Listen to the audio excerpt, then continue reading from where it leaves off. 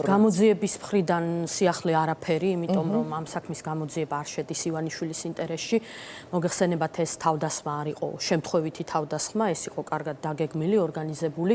ეს სათავეს იღებს ივანიშვილის იმ მუქარიდან, რომელიც მან 21 ოქტომბერს გააჟღერა ყოფილი პრემიერ-მინისტრის მიმართ, რომელი პრემიერ-მინისტრიც იყო ოცნების პირველი ნომერი და რომ არა ეს პრემიერ-მინისტრი ოცნების საქმე ცუდად იქნებოდა მაშინაც და ჯერ კიდევ მაშინ და ეს მათ ძალიან კარგად იციან, ამიტომ ის იყო ერთ-ერთი ნომერ პირველი სამიზნე ივანიშვილისთვის.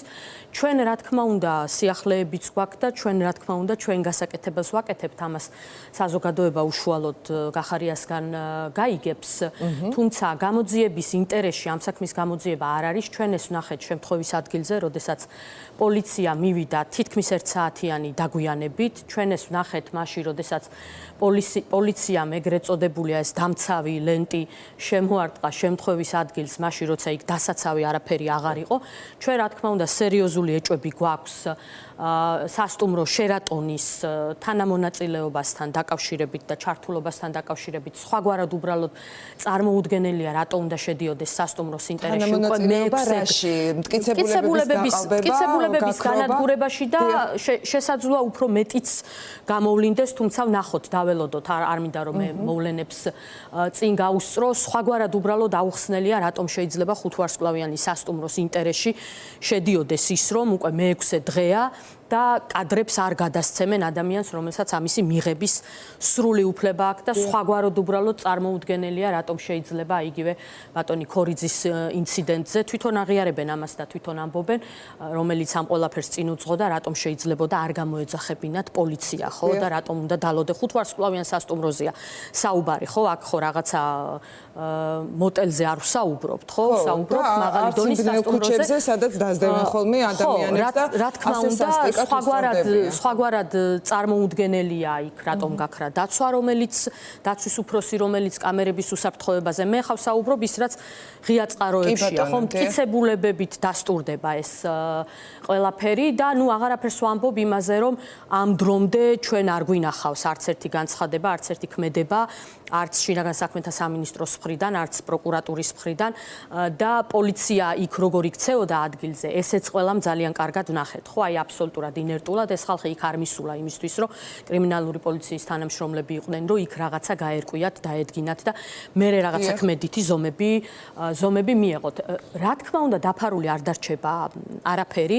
შესაძლოა ივანიშვილს ილუზია აქვს, რომ აი მდინარაძეს გამოიყვანს, დააყენებს ამ საკითხზე ალაპარაკებს და თვითონ გაძვრება, მაგრამ ვერ გაძვრება, იმიტომ რომ ყველაფერი მოვლენები და მე თქვი კიდეც ეს ლოგიკური ჯაჭვი, ხო, მოვლენების მიუთითებს იმაზე, რომ ეს იყო მის მიერ ორგანიზებული, ეს იყო მის მიერ შეკვეთილი, უბრალოდ წარმოუდგენელია, რომ აი ეს ვიღაცა უსახელო ადამიანები, რომლებიც ნაბიჯს ვერ დგამენ, ყოფილ პრემიერ-მინისტრს თავს ესხმიან ივანიშვილის ნებართვის გარეშე ყველაფერს რო თავი დავანებოთ და უბრალოდ წარმოუდგენელია, რომ იმ ტიპის ინფორმაცია, რა ტიპის ინფორმაციაც თავდასხმელებს ჰქონდათ გიორგი გახარიას გადაადგილების მარშრუტის შესახებ და ასე შემდეგ და ესეც საზოგადოებამ ძალიან ნათლად ნახა, სუსის დახმარების გარეშე ქონოდათ, ხო? ამიტომ ყველაფერს დაერქმევა, მე დარწმუნებული ვარ თავისი სახელი, ყველაფერს აქვს თავისი დრო, ჩვენ გვაქვს ჩვენი სტრატეგია ამ ნაწილში და გამოვლინდება არა მხოლოდ ამსრულებლები ამ დანაშაულის, არამედ ძალიან ცხადი და ნათელი გახდება ვინ იყო ამ ყველაფრის დამკვეთი. ნუ ჩვენთვის ისედაც ყველაფერი ცხადი და ნათელია, მაგრამ საზოგადოება კიდევ უფრო დეტალურად ამას გაიგებს. კაპიტანი ნათია, რომ დავაკონკრეტოთ, ანუ ერთი კვირის თავზე ყოფილ პრემიერ-მინისტრზე მომხდარი თავდასხმიდან არ ყოფილა გამოკითხვა გიორგი გახარიასი, მე რამდენადაც ვიცი, ის არ გამოუკითხავთ ჯერჯერობით. არ გაქვთ ინფორმაცია თუ არ ყოფილა ასევე გამოკითხვა იმ ადამიანების, ვინც ამ ინციდენტში მონაწილეობდა და ვინც იყო თავდამსხმელები? არ ვიცი, ჩვენ არ გვაქვს არანაირი ინფორმაცია, გამოძიება საერთოდ რამე აქვს. კადრები ყოველ შემთხვევაში არც თქვენთვის კადრები არის და გადასცეს გამოძიებას რამდენადაც მე არ ვიცი გამოძიებას გადასცეს თუ არა. ესეც არ ვიცით. ამასაც ესეც ესე მკაფიოდ არ უთქვამთ, მე არ მინახავს ყოველ შემთხვევაში არც ინტერვიუ, არც რაიმე კომენტარი.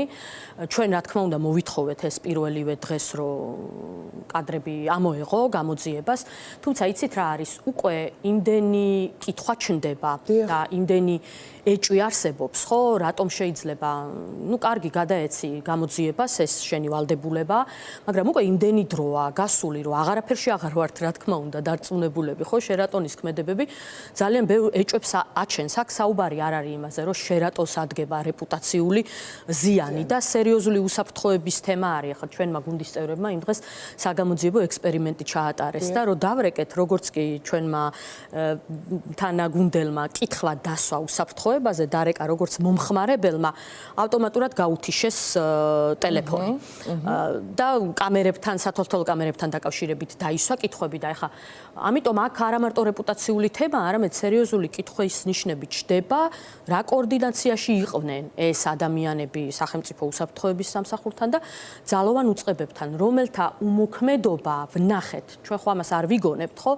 ვნახეთ. ეს ძალიან სერიოზული ამბავია, თუ კი ასეთი ეს სერიოზული ამბავია და უბრალოდ შეუძლია შერატონს ამას თანამონაწილეობა. რა თქმა უნდა, შერატონს შეუძლია ამ ყველაფერს წერტილი დაუსვას და გააკეთოს ის, რაც მათ კანონით ევალებათ. ჩვენ ამის უფლება გვაქვს პერსონალურ მონაცემთა დაცვის შესახებ კანონით. მე რამდენადაც ვიცი, გიორგი გახარია იყო დაბარებული გამოკითხვაზე. ის თავის სურვილით არ მიდის გამოკითხვაზე? არა, გამოკითხვა არ შემდგარა, ჩვენ თანამშრომლობის მზაობაც გვაქვს და სურვილიც გვაქვს, მოდი ასე ვთქვათ. არ ყოფილა ამ ეტაპზე, მეცაც გეტყვით, ჩვენი სურვილი იყო ამაზე დაფიქსირებული, მაგრამ ამაზე არანაირი რეაგირება ჯერჯერობით მაშინ შემდეგ რა ტანისამოსი წაიღეს, ამის შემდეგ არანაირი საუბარი, არაფერი. ჩვენთვის ყოველ შემთხვევაში რაც ცნობილია, არანაირი მსგავსი არაფერი ყოფილა. კაპიტანი ნათია, მე მინდა რომ უშუალოდ ახლა პოლიციის მოქმედებაზე გკითხოთ ამ ვითარებაში, გამომდინარე იქიდან, რომ გიორგი გახარია იყო თავად შინაგან საქმეთა მინისტრი, თქვენ იყავით მისი მოადგილე, თქვენ გამოცდილება გაქვთ ასევე საგამოძიებო უწყებებში, პროკურატურაში მუშაობის.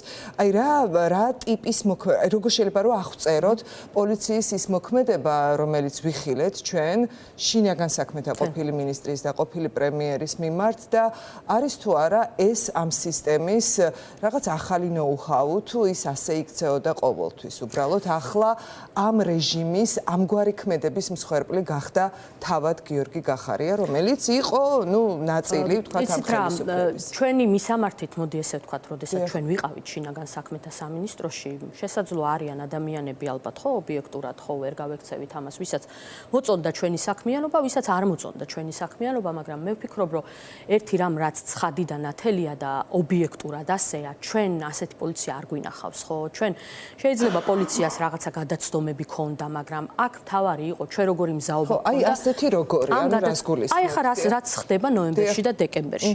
ეს არ არის პოლიციის ცალკე აღებული რომელიმე ერთი პოლიციელის თვითნებობა. ეს არის მე ვეცადე რაღაცნაირად, რომ აი მონაყოლიდან, რასაც მსხვერპლები ყვებიან, მომეგროვებინა მტკიცებულებები და ჩვენი საერთაშორისო პარტნიორებისთვის გამეზიარებინა, აი რასაც სახალხო დამცველი ეგრეთ წოდებული, არასახალხო დამცველს ვეძახი მე, არ უწოდებს წამებას, ეს არის რეალურად წამება, ეს არის სისტემური წამება.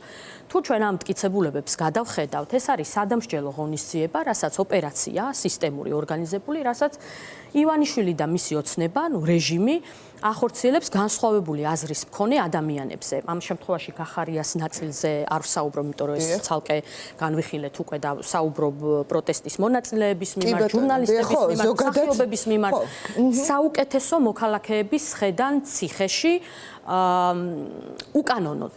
ეხლა რო გადავხედოთ ხელწერას, ეს წარმოუდგენელია, რომ ეს რიგითი პოლიციელის თავში იხარშებოდეს, ხო? ანუ, ნახეთ, ორი დაჯგუფება მუშაობს. ერთი არის საპოლიციო ძალები, სპეციალური დანიშნულების ძალები და მეორე არის არაფორმალები, ნიღბიანი არაფორმალები, ზონდერები, რომელთა მონაწილეობაზე ამ პროცესში სხვათა შორის ძალიან დიდ უკმაყოფილებას გამოხატავს პოლიცია, იმიტომ რომ თუ ვინმეს რეპუტაცია ზიანდება ამითი, ეს არის პოლიცია. შიგნით ძალიან დიდი, ასე ვთქვათ, უკმაყოფილებაა ზოგადად ხელისუფლების ქმედებების, აი ამ რეჟიმის ქმედებების მიმართ.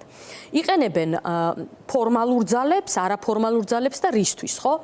დასასჯელად ადამიანების ხელწერას რო შევხედოთ, ადამიანებს აკავებენ ბნელ კუთხეში, მაქსიმალურად ცდილობენ, რომ ეს მოხდეს კამერებისგან მოშორებით, რომ მტკიცებულებები, ანუ კვალი არ დატოვონ.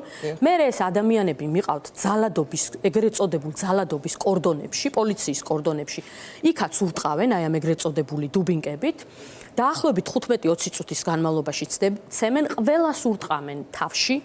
სახეზე ტოვებენ კვალს, ესეც ხო შეგნებულად ხდება, ეს არის სადამსჯელო ღონისძიება, რომ საზოგადოებამ დაინახოს, რომ თქვენც თუ ასე მოიქცევით, აი მშვიდობიანად პროტესტს გამოხატავთ, დაისჯებით. მე ეს ადამიანები მიყავთ მინივენებში, სადაც უმრავლეს შემთხვევაში და ეს მოწმეები ადასტურებენ ამას, ეს ხო წარმოუდგენელია, რომ ასობით ადამიანი ამას იგონებდეს, ხო? ერთი და იგივე ხელწერა, თავზე ადგას ვიღაცა ხარება, რომელიც აი ამ ყველაფერზე უკაცრავად და ნუ кайფობს, უყურებს, იღებს, იქაც უმატებენ, ცემენ ადამიანებს, აი სიკვდილამდე ცემენ. მერე გადაყავთ პოლიციის მანქანებით განყოფილებებში და იქაც ცემენ, განყოფილებაში არ არის განყოფილებები აღჭურვილი, ყველა განყოფილება კამერებით და სავსებით შესაძლებელია, რომ კამერების მიღმა ეს ყველაფერი გააკეთონ და შედარებით ნაკლებად ცემენ იზოლატორებში, იმიტომ რომ ჩვენ როდესაც ვიყავით შინაგან საქმეთა სამინისტროში, მე ზედამხედველობდი იზოლატორების დროებითი მოთავსების იზოლატორებს და მაშინ ჩვენ ზუსტად მახსოვს, რომ ყველა იზოლატორი აღჭურვეთ კამერებით და იქ სადაც ტექნიკური პრობლემები იყო გამოვცვალეთ და ყველა იზოლატორში მივიყვანეთ ექიმი. პრობლემა იყო სერიოზული. ექიმებით დავაკომპლექტეთ და აი ამ ექიმების დახმარებაზეც კი დაკავებულებს უარს ეუბნებიან. ეს ტკივილებიანი ადამიანები გადაყავთ მერე სასამართლოში. პროკურატურა რას აკეთებს ხა სისტემურობაზე, რატომ საუბრობ? პროკურატურა წერს მერე შაბლონურ ბრალებს ამ ადამიანებს, რომლებიც დაზარალებულები არიან, ნაცემები არიან, იმას კი არ იძიებენ, ვინც ცემა, თავდამსხმელები ვინც არიან. ამ ადამიანებს უყენებენ ბრალებს, მერე პატიმრობას ითხოვენ, ესე შაბლონურად ხდება. აი, რო დახედოთ ბრალდების დადგენილებებს, ერთ-ერთი copy-paste-ია. პოლიციელები მიყავთ ჩამოტარებით, ეს მერე მიყავთ მუსიძე ჩინჩალაძის სასამართლოში, სადაც აი მოსამართლეები უბრალოდ სხედან და თვალს ხუჭავენ ნაცემ ადამიანებს, არა და მათ ვალდებულება აქვთ, რომ ამაზე რეაგირება მოითხოვონ. ეუბნებიან, რომ ამას არ განიხილავენ. კაციტაძის უწყებას ძინავს, არაფერს ხედავს. ეს უწყება ხო ინსპექტორის სამსახური ხო გაუქმდა ზუსტად ამისთვის. აი მე რა გახდა იცით ნათელი, აი თუ მაშინ 3 წლის წინ ჯერ კიდევ საზოგადოებისთვის ნათელი არ იყო, რატომ გააუქმეს ინსპექტორის სამსახური. თუ 2 წლის წინ ხალხი ვერ ხვდებოდა, რას ვერ ჩოდით ამ ლევანიოსელიანს. აი რატო ვაკრიტიკებდით? ეხლა ყველაფერი ცხადი და ნათელი გახდა. არაფერი მარტივად გაუქმდა, იმიტომ რომ დღეს რო წამებებს ჩადიან, ეს არ გამოიძიოს ამ უწყებამ. ჩვენ არ გვინახავს არც ერთი დაკავებული პირი, არც ერთი გამოძიებული საქმე. ამას ზედ ემატება წინასაარჩევნო ამნისტია, რომლითაც დაუსჯელობის გარანტიები მისცეს მოძალადეებს, ზონდერებს და ვინც დარჩათ და ვინც ვერ ახეირეს. ამას ახლა არალეგიტიმურმა ეგრეთ წოდებულმა დე-ფაქტო პრეზიდენტმა დაუმატა შეწყალებები. ეს არ არის ანალიზზე დაფუძნებით გაკეთებული შეწყალებები და ეს აღიარეს კიდეც, ხო?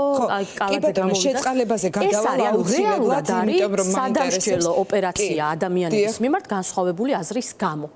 ეხლა ერთი რამე მინდა ვთქვა, ეს აი ჩვენ მიუხედავად იმისა, რომ ძალიან ძიმე თავდასხმა იყო ყოფილ პრემიერ-მინისტრზე, ჩვენ რაღაცნაირად ვცდილობთ, რომ ეს დღის წესრიგი ჩვენით არ დავაკავოთ მარტო, იმიტომ რომ ადამიანები უკანონოდ ცხედან ციხეში 50 სისხლის სამართლის წესით ათეულობით წლები ემუქრებათ, რომ ციხეში უნდა გაატარონ.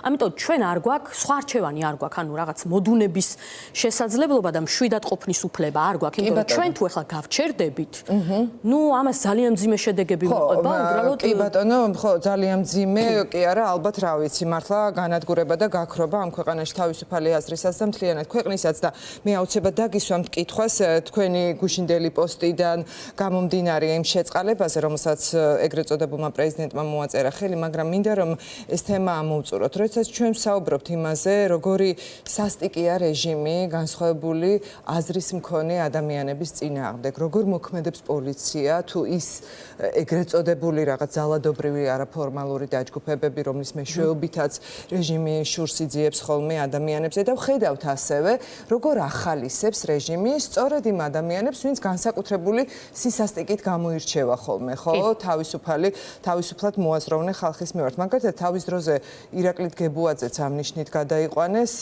ბათუმის პოლიციაში, გრიგოლ ბესელია ხო საერთო წინა ხელისუფლებიდან მოყოლებული იყო. გრიგოლ ბესელია დაქვეითებული ყავდა მაგალითად ყველა დააბრუნეს. მე სხვა შერს როცა იყო გიორგი გახარიაზე თავდასხმა, ვთქვი იმ დღესაც და ახლაც მინდა რომ გავიმეორო, რომ ახლა ვინმე მარჩა თვალოს, რომ რაღაც პირადი მოტივებით გეკითხებით. უბრალოდ 2019 წლის წლის 20 ივნისის შემდეგ, ეხლა ყველამ ძალიან კარგად იცის, რომ მე როგორ ვაკრიტიკებდი გიორგი გახარიას, მაგრამ როცა ის ხდება რეჟიმის მხრიდან ძალადობის მსხვერპლი, ამას ქვია თავის სახელი და მე რასაკვირველია, მას გამოუცხადე თანადგომა, მაგრამ აი ამ ვითარებაში, როცა აქამდე მიდის სისტემა და როცა ეს ხდებოდა პერმანენტულად, როცა ახალისებდნენ ადამიანებს და იგივე 2019 წლის 20 ივნისის შემდეგ გახარიას პრემიერად დანიშნაც იყო ამგვარი შეფასების საგანი, ასე ვთქვათ, გრძნობთ თუ არა თქვენ გიორგი გახარია გარკვეულწილად აი რაღაც პასუხისმგებლობას და რაიმე ტიპის სინანულს, როდესაც იმ რეჟიმის პირობებში, იმ ხელისუფლებაში ყოფნის პირობებში უფრო მეტი არ გააკეთეთ, ან უფრო მეტად არ შეეწინააღმდეგეთ ყველაფერს, რაც მაშინაც ხდებოდა ალბათ, ხო ეხლა დღეს ვარ დაწყებული. არა, ესე არ არის, ამიტომ ნება მომეცით რომ შეგეწინააღმდეგოთ, შეფასებაში არ დაგეთანხმოთ, ხო? პირველ რიგში, იმიტომ რომ ეს პარალელები ახლა რამდენიც არ უნდა ეცადონ ადამიანები, ჩვენ ამაზე ბევრი გულაპარაკეთ და დღეს არ მინდა ამაზე რომ ბევრი ვილაპარაკო, მაგრამ ძალიან მოკლედ ვიტყვი. რამდენიც არ უნდა ეცადონ რომ რაღაცა პარალელები გაავლონ 2019 წლის 20 ივნისთან, აი ამ მოქმედებების ახლა რასაც ჩვენ პოლიციის მხრიდან ვხედავთ, პარალელები არ ივლება, იმიტომ რომ ჩვენ მათ შორის ოცნების მმართველობის პირობებში ჩვენ არ გვინახავს პოლიციის მხრიდან სისტემური წამება. ეხლა პოლიცია ივანიშვილს ყავს ჩართული სისტემური წამების პროცესში.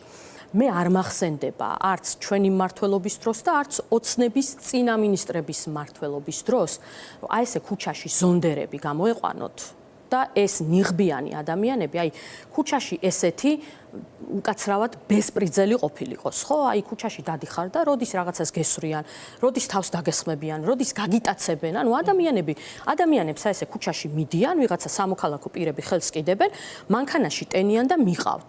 და მე აღმოჩნდება, რომ უი, თურმე ნათიას ნაცვლად თამარი გაიტაცეს. ანუ ამ დონემდეა უკვე სიტუაცია მისული. მე მსგავსი არაფერი მახსენდება. ჩვენ დროს, რა თქმა უნდა, ყველაფერი იდეალურად არ იყო და მე ამაზე ძალიან ბევრჯერ მისაუბრია და გახარიასაც ამაზე ძალიან ბევრჯერ უსაუბრია, მაგრამ ძალიან დიდი სხვაობაა მიდგომებში. ჩვენ დროს რეფორმებს ვატარებდით, ჩვენ დროს ადამიანის უფლებების დაცვა იყო პრიორიტეტი. მე არ მახსენდება, ვერ ვხედავ, აი რა რეფორმაზე ვილაპარაკო საერთოდ, ამათ ეს ყველაფერი ჯერ კიდევ 2 წლის წინ, 3 წლის წინ აი ესე მიზანმიმართულად გაჩერება დაიწყეს.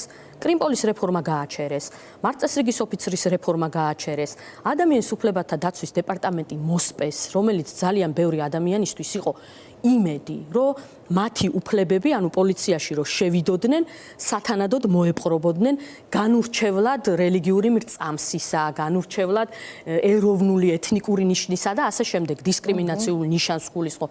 არაფერი აღარ არის დღეს და პლუს ამას პოლიცია გადაქცეულია ივანიშვილის კერძო დაცვის სამსახურად. ამიტომ მე მესმის, რომ შესაძლოა, რა თქმა უნდა, არსებობენ ადამიანები, რომლებსაც აქვთ თავიანთი რაღაცა წყენები, უარყოფითი დამოკიდებულებები, ზოგჯერ ხშირად სამართლიანი, ასე ვთქვათ, შეფასებები, უარყოფითი შეფასებები, მაგრამ ეს ორი რაღაცა ერთმანეთს არ დარდება. სამაგიეროდ დარდება სამწუხაროდ დარდება. მე ვიყავი ვანო მერაბიშვილის 26 მაისის პროკურორი, ახლა ოცნება კი ცდილობს ხოლმე პარალელები 20 ივნისს და 26 მაისს შორის გაავლოს, მაგრამ ესენი არ დარდება ერთმანეთს. პირიქით, ოცნების დღევანდელი ხელწერა დარდება იმას, რაც მე ჩემი თვალით მაქვს ნანახი. პირში ჩაფურთხება. კორდონებში გატარება ადამიანების და დუბინკებით ცემა. ერთ-ერთი ეს არის ერთი და იგივე ხელწერაა. ეს ხო არ გამქრალა, აი ამოიღონ პროკურატურაში სხედან ეხლაც და აჩვენონ საზოგადოებას და საზოგადოება თვითონ გამოიტანს დასკვნებს, რომ დღეს რასაც ოცნება აკეთებს და ივანიშვილის რეჟიმი აკეთებს, უარესია. ოღონდ უარესია, მოდი ობიექტურები ვიყოთ, ხო? მასშტაბებს თუ შევხედავთ ახლა, იქ ციხეში ხდებოდა წამება, ამათ ახლა გონიათ, რომ ციხეში რადგან აღარ არის წამება, აი ამას თავისი სახელი არ ქვია. ამიტომ ასეთი მასშტაბის, ასეთი სისასტიკის, აი ასეთი ის რასაც ბევრ რამეში ამათ გაუწრეს. მაგრამ თუ რამეს ეს დარდება 26 მაისს და იმ წამებას, რასაც იქ ისიც სადამსჯელო ღონისძიება იყო. ეს თქვენი შეფასება, კი ბატონო, ნამდვილად მიუხედავად იმისა, რომ მე ვცდილობ ხოლმე რომ მტკიცებულებებზე ხო, კი ბატონო, თუმცა კი არის კონკრეტული ჩამონათვალი, რაზეც ახლა თქვენ არა, მე ამათ არ ვამართლებ. არა თუ არ ვამართლებ, მაგრამ იყო ამაზე ხო, მე მგონი ყველა თანხმდებით და თანხმდებით იმაზეც, რომ ესენი ვერ გაექცევიან ამის შეფასებას წამება. კი ბატონო, ეს არ დაგვაუწყდეს, რაც არ უნდა იოსელიანი გამოიყვანონ ჩამოდგანით და ალაპარაკო. მაგრამ უნდა შევთანხმდეთ იმაზეც, რომ ვიდრე ხელისუფლების კონკრეტული პირები პირები, თუ ყოფილი ხელისუფლების კონკრეტული პირები, მათ კონკრეტულ ქმედებებზე არ აიღებენ პასუხისმგებლობას და არ ისწავლიან ამ პასუხისმგებლობის აღებას და თუნდაც საკუთარი შეცდომების აღიარებას, მანამდე შეიძლება ხო ძალიან რთულად შეიცვალოს ვითარება. გადავიდეთ მოდით შეწყალებაზე, აი იმ ფონზე, რაზეც ჩვენ ვსაუბრობთ, ხო, რომ აი რეპრესიების არნახულ მასშტაბთან გვაქვს საქმე და აბსოლუტურად გამოგონილი ბრალდებებით ერთმანეთის მიყოლებით ციხეში უშვებენ აქციის მონაწილეებს და ამ დროს ყაველაშვილი, ესე იგი, დანიშვნიდან, ვიტყვი ასე, პრეზიდენტად დანიშვნიდან ზუსტად 21 დღეში ასწრებს იმას, რომ 613 პატიმრის საქმეს გაეცნოს, რაღაცა ყველა კრიტერიუმი გაითვალისწინოს, ყველაფერი გაითვალისწინოს, ის რისკებიც რაც შეიძლება მოყვეს ამგვარ მასშტაბურ შეწყალებას და იღებს ამ გადაწყვეტილებას. ეს რას გვასწავლის, რაზე რას ნიშნავს, მაგრამ ერთი რაღაც გამახსენდა, არ შემიძლია რომ არ ვთქვა, აი 20 ივნისზე მე მახსოვს რომ მაშინ დისციპლინური პასუხისმგებაში მიეცა რამდენიმე ადამიანი, რამდენიმე სისხლის სამართლის პასუხისმგებაში. პირველი შემთხვევა იყო სხვათა შორის, როცა პოლიცია უფლებამოსილების გადამეტებაზე პასუხისმგებაში მიეცა და მე მახსოვს მაშინ სახელმწიფო ინსპექტორის სამსახური ჩვენ დროს შეიქმნა. გიორგი გახარია იყო ერთ-ერთი პირველი, ვინც მიესალმა, ჩვენ ვიცოდით, რომ მათ უნდა გამოეძიებინათ დამოუკიდებელ სამსახურს პოლიციის მიერ ჩადენილი გადაცდომები და ჩვენ ამაზე ვთქვით, რომ კი, იმიტომ რომ ჩვენ თუ ქვეყანაში არ შევქმნით დამოუკიდებელ ინსტიტუციას, არასოდეს არ ეშველება სისტემას. დღეს ამათ ეს ინსტიტუტი გააუქმეს, იმიტომ რომ მწვანე ქონოდათ ანთებული ზონდერებისთვის და ესეც არის სხვაობა, რაც მინდა რომ საზოგადოებამ დაინახოს. ეხლა რაც შეეხება შეწყალებას. ეს არ არის ჩვეულებრივი შეწყალება. და მე არ ვამბობ ამას ჰაერზე. როდესაც თუ შენ გინდა, თუ შენ შეწყალებას არ ქმევ ჰუმანურ აქტს და ეს იცის ყველამ, ხა იქ რო ვიღაცეები გამოყავთ ეს ახლად გამოჩეკილი პოლიტიკოსები, ვითომ პოლიტიკოსები და რაღაცა სიგიჟეებს რო ალაპარაკებენ, კარგად იციან თვითონაც რო ტყუიან. აი გუშინ ევროინტეგრაციის კომიტეტის თავმჯდომარე გამოვიდა, მე მახსოვს ეს ადამიანი ანალიტიკურ დეპარტამენტში მუშაობდა პროკურატურაში იმ დროს, როდესაც მე ვიყავი პროკურატურაში. შესანიშნავად იცის რო იტყუება, როდესაც ამბობს ოცნება, რომ აი ჩვენ ახლა ამ მასშტაბურ შეწყალებას უპრეცედენტოს ოცნების პირობებშიც ყველაზე დიდი რაოდენობით პატიმრები შეიწყალეს, იმიტომ ვაკეთებთ, რომ პატიმრობის მაჩვენებელი უნდა შევამციროთ. პატიმრობის მაჩვენებელი არც ერთ ქვეყანაში, ნორმალურ ქვეყანაში შეწყალებებით არ მცირდება. პატიმრობის მაჩვენებელი თუ არ გინდა რომ იყოს მაღალი, არ უნდა გამოიყენო. არ უნდა დააპატიმრო მზია ამაღლობელი, არ უნდა დააპატიმრო ანდრო ჭიჭინაძე, არ უნდა დააპატიმრო ძალიან ბევრი ახალგაზრდა, რომელიც ციხეში დღეს სტყუილად აქვს ამ ხალხს შეფარდებული პატიმრობა, ანუ პატიმრობის მაჩვენებელი ესე იზრდება. ან როცა უკანონო დაპატიმრება ადამიანებს, ან როდესაც რაღაცა პოლიტიკური სხვა მოტივაციით აპატიმრებ, ან უბრალოდ არაკომპეტენტური ხარ და ესე მიდიხარ პროცესზე და იძახი, რომ ეხლა რატო ვიტეხო მე თავი გირაო შეუფარდო თუ პირადი თავდებობა თუ მოდი რა პატიმრობას მოვითხოვ და მოსამართლეც მე აკმაყოფილებს უმრავლეს შემთხვევებს. ესე იზრდება პატიმრობის მაჩვენებელი და შენ თუ გინდა რომ პატიმრობის მაჩვენებელი შეამცირო, პროკურატურა უნდა ყავდეს დამოუკიდებელი, სასამართლოში არ უნდა ყავდეს მურუსიძე, ჩინჩალაძე, რომელიც ყველაფერზე ესე ნოტარიუსივით ბეჭედს გირტყამს და ხარისხი უნდა გაზარდო და დამოუკიდებლობის ხარისხი უნდა გაზარდო. მართლმსაჯულების სისტემა უნდა ყავდეს კეთილსინდისიერი და დამოუკიდებელი. ეხლა რა გააკეთა მან? მე დარწმუნებული ვარ 100%-ით, რომ ეს არის შესაწყალებელი პირების სია, რომელიც დაიწერა სუსში რამდენიმე მიზნით. ერთი ვინც მორჩათ, ვინც ვერ ახეირეს უხეშად რო ვთქვათ და ვისაც ვერ შეახეს ამნისტია, ეს ადამიანები მე თავიდანვე ვამბობდი, რომ ეს იყო გარიგება ძალოვან უწყებებს შორის, რაშიც მონაწილეობდა სპეციალური საგამოძიებო სამსახური, ჯერ კიდევ მარტი-აპრილის აქციების დროს, როდესაც იმ ზონდერებს, რომლებიც ადამიანებზე ძალადობდნენ, მათ შეახეს ამნისტია. მათ უთხრეს, რომ თქვენ ახლა წადით, თავისუფლად იძალადეთ, ჩვენ მერე ამნისტიის აქტს მივიღებთ და მიიღეს ეს ამნისტიის აქტი. ვიღაცეები დარჩათ და აი ვინც დარჩათ, ეხლა ეს სია დაწერეს სუსში, წარმოუდგენელია პრაქტიკულად 613 პატიმრის საქმე შეისწავლა 20 დღეზე ნაკლებში, იმიტომ რომ იქ კიდე არასამუშაო დღე და ყაველაშვილის ინტელექტის მქონე ადამიანმა ერთ საქმეს ვერ შეისწავლიდა 613-ს კი არა, გარდა ამისა. თუ შენ ამბობ, რომ მე მინდა ჰუმანური აქტი გამოვცე, არ შეიძლება უკაცრავად და ფეხებზე გეკიდოს რიგითი მოქალაქეების უსაფრთხოება. ანუ რა ჰუმანურობაზე მელაპარაკები, როცა ციხეში გიზის ადამიანები გამოხატული აზრის გამო, როცა ადამიანები ახალგაზრდები ქუჩაში ბნელ კუთხეში სადღაც აწამე, სიკვდილამდე ცემე, არავინ არ დასაჯე და მერე გამოდიხარ და იმ ადამიანების მიმართ ჰუმანურ აქტზე გველაპარაკები, რომლებსაც მძიმე და განსაკუთრებით მძიმე დანაშაულები აქვს ჩადენილი და ფეხებზე კიდია რიგითი მოქალაქეების უსაფრთხოება და ანალიზის გარეშე ამას ეს არ უნდა კეთდებოდეს ანალიზის გარეშე. არ შეიძლება კრიმინოგენური მდგომარეობის ანალიზი და რეციდივის გარეშე. ეხლა მით უმეტეს სტატისტიკასაც უკვე მნიშვნელობა აღარ აქვს. ქუჩაში გავიხედოთ რა ხდება. ადამიანები უსაფრთხოდ ვერ დადიან. ამიტომ ეს იყო ამნისტია კონკრეტული მიზნებით და ჩვენ ამას ვნახავთ ქუჩაში. ჩვენზე გამოიყენებენ, ჩვენ მიმართ გამოიყენებენ ამ ადამიანებს სამწუხაროდ, იმიტომ რომ სამუშაო ძალა შემოაკლდათ.